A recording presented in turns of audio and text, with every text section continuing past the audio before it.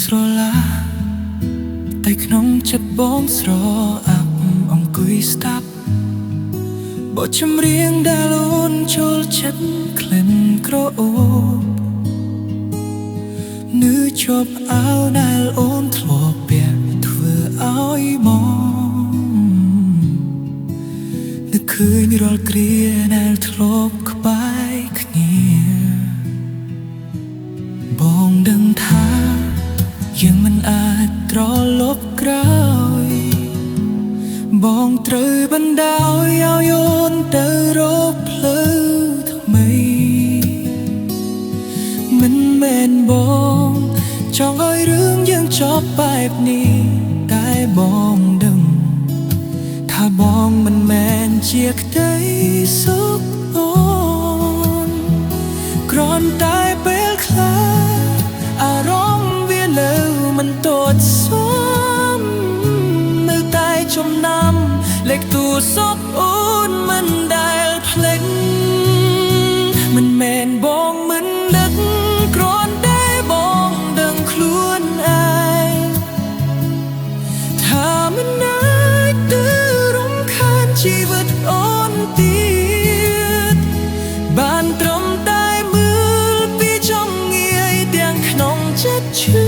ចាប់តែបងបង្ខំឲ្យបេះដូងលៀនញញឹមមកយោ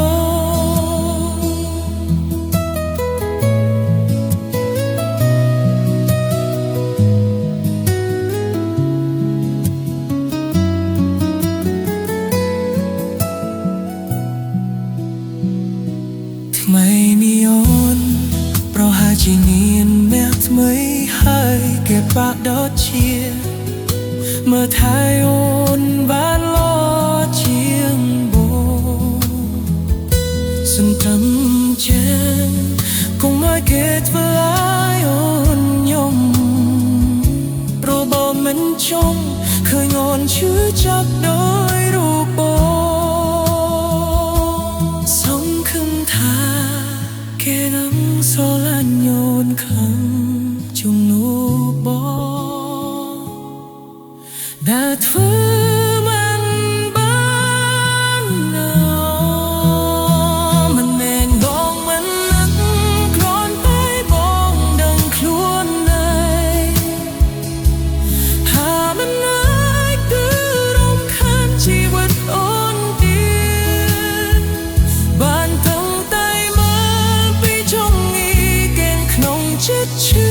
ចាប់តែបងមកខំឲ្យបេះដូងរៀនញញឹមមកជូនបងចប់នៅដែលប